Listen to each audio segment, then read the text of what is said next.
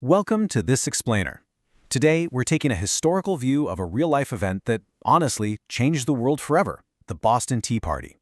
But look, we're not going to frame this as just some spontaneous, chaotic riot. No way. This was a highly calculated, historical flashpoint. It's the exact moment the American colonies crossed the Rubicon. Stick with me, because by the end of this explainer, you're going to see exactly how a single night of defiance effectively birthed a whole new nation. Okay, let's just dive right into the deep end here. $1.7 million. Yeah, you heard that right. That is the staggering modern equivalent value of the cargo destroyed in the harbor that night. Back in 1773, we're talking about 10,000 pounds sterling. Starting right here helps us immediately grasp the massive stakes involved. This wasn't just some minor act of vandalism. It was a monumental direct economic strike against the British Empire. Part 1. Decades of brewing tension. To really understand this real-life event, we've got to hit rewind for a second and look at the overarching geopolitical chess match going on.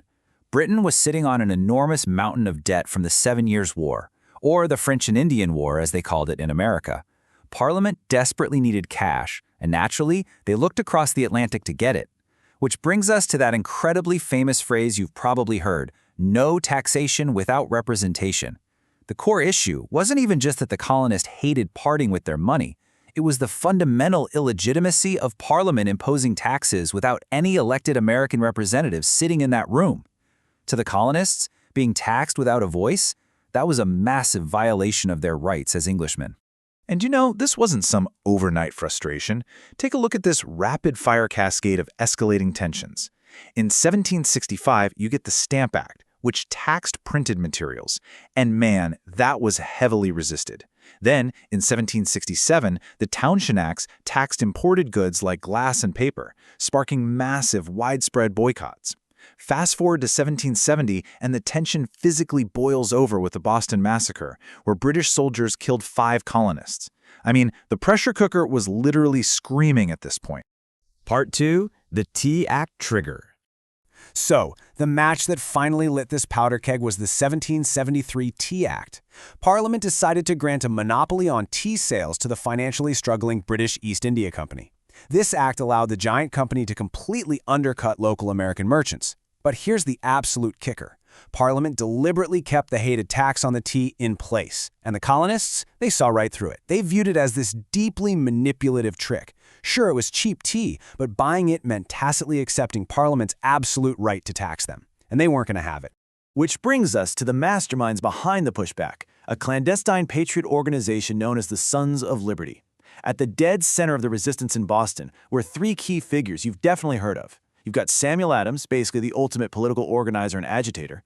Then there's Paul Revere, a super active member way before his famous Midnight Ride. And John Hancock, a very wealthy merchant whose own incredibly lucrative business interests were directly threatened by this new East India Company monopoly. Part 3. The Midnight Raid. All right, so the stage is completely set. The tea's sitting in the harbor, the locals are absolutely furious, and the organizers are locked and loaded.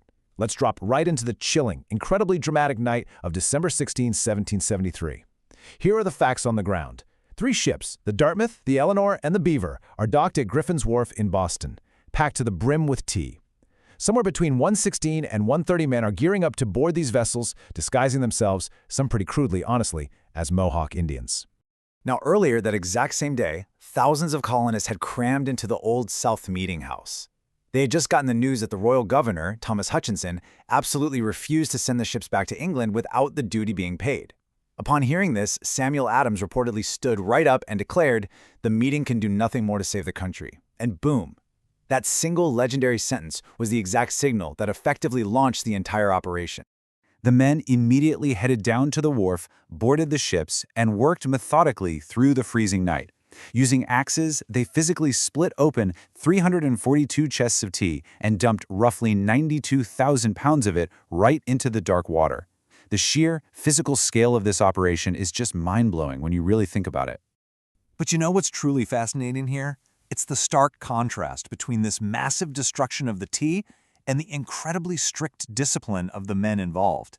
This was definitely not some out-of-control chaotic mob. No other cargo was touched whatsoever. The ships themselves, not damaged at all. Not a single person was harmed. In fact, one participant who selfishly tried to pocket a little tea for his own stash got roughed up by his own comrades. It was a highly targeted, principled strike, period. Part 4. The British Retaliation. Now, obviously, you don't destroy 10,000 pounds worth of British property without sparking an explosive aftermath. It's actually brilliant to look at how fiercely divided the colonists themselves were right after the event, because it totally shatters the myth that everyone was instantly on board. Get this, Benjamin Franklin was actually disgusted by the destruction of private property. He even offered to pay for the ruined tea out of his own pocket. Meanwhile, John Adams completely celebrated the raid, calling it the most magnificent movement of all, and recognizing immediately that it would have permanent, lasting consequences.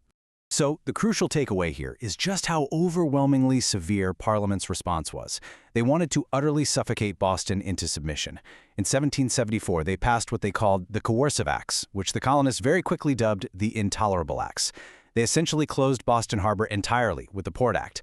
They revoked Massachusetts' long-standing charter, slamming it under direct British military control. They allowed British officials to be tried back in Britain, and they actually forced colonists to house British soldiers right in their own homes through the Quartering Act. Parliament really thought these brutal crackdowns would isolate Massachusetts and serve as a stern warning to everybody else. Instead, it was a massive, epic miscalculation that completely backfired. It galvanized the other colonies. When they saw Boston being choked out like that, they realized their own rights could be extinguished just as easily. A shared, tyrannical threat ended up uniting them like never before. Part 5. Point of No Return. Trace this rapid, irreversible chain reaction with me because it moves fast. Because of those intolerable acts, the colonies actually convened the First Continental Congress in September 1774. Local militias start stockpiling weapons in secret. Just months later, by April 1775, open armed conflict erupts at the battles of Lexington and Concord. And by 1776, the colonies officially declare independence. Literally, a destroyed tea shipment transformed into an all-out war for independence in less than 3 years. Today, we are obviously still analyzing this real-life event, and modern historians continue to actively debate its exact mechanics. Was it really a spontaneous mob, or a strictly premeditated plan from the get-go? What were the class dynamics at play? Was this driven by elite merchants like John Hancock, or the economically squeezed working-class artisans who actually swung the axes that night? And scholars also neutrally unpack the complex, and sometimes pretty troubling, symbolism of the colonists deliberately appropriating Native American identity to assert a non-British persona. It's a lot to unpack. But regardless of those ongoing historical debates, the event completely transcended history to become this foundational myth of American identity. It is basically the ultimate potent symbol of resistance to unjust authority and taxation without consent. And it continually echoes right into our modern politics. I mean, we saw it invoked repeatedly in our own era, like with the 2009 to 2010s Tea Party movement, which naturally drew explicit parallels to the 1773 event in its own opposition to government spending and taxation. All of which leaves us with this really profound, lingering historical question to chew on. Was the Boston Tea Party a principled act of civil disobedience, a totally necessary step against tyranny, or, as Benjamin Franklin initially feared, was it simply the lawless destruction of private property? It is a debate that remains at the absolute heart of American political culture today. Think about where you stand on that line, and honestly, what you would have done on that freezing December night. Thanks for joining me on this explainer, and as always, keep questioning history.